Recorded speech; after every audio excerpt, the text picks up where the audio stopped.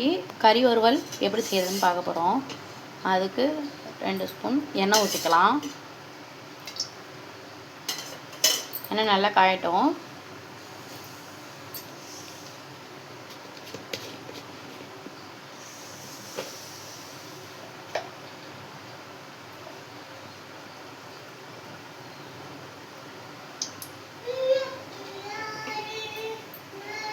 இப்போ இந்த அரைச்சி வச்சுருந்தோம் இல்லையா, அந்த பட்டை கிராம்பு அதெல்லாம் போட்டுக்கலாம்.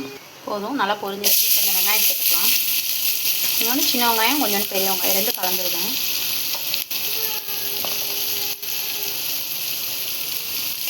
இது நல்லா வதங்கட்டும். இஞ்சி பூண்டு பேஸ்ட்டு ஒரு 1.5 ஸ்பூன் சேர்த்துக்கலாம். நல்லா பச்சை வாசம் போட்டோம். இப்போ இஞ்சி பூண்டு நல்லா ஸ்மெல்லாம் போயிட்டு இப்போ கொஞ்சோண்டு பூண்டு சேர்த்துக்கலாம். வறுவலுக்கு கொஞ்சம் தக்காளியும் சேர்த்துக்கலாம். அது நல்லா வதக்கி வச்சுக்கலாம். கொஞ்சம் நல்லா வதங்கட்டும்.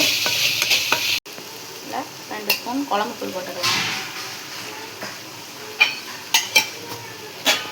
இதில் கொஞ்சோண்டு தேங்காய், சோம்பு, ஜீரகம், கொஞ்சம் மிளகு எல்லாம் போட்டிருக்கேன். அதை ஒரு 3 ஸ்பூன் போட்டு இதையும் நல்லா வதக்கிக்கலாம். இந்த மட்டன் வச்சிருந்தோம் இல்லையா, அந்த தண்ணியை ஊற்றிக்கலாம் கொஞ்சமாக போட்டு. இது நல்லா பச்சை வாசம் போகட்டும்.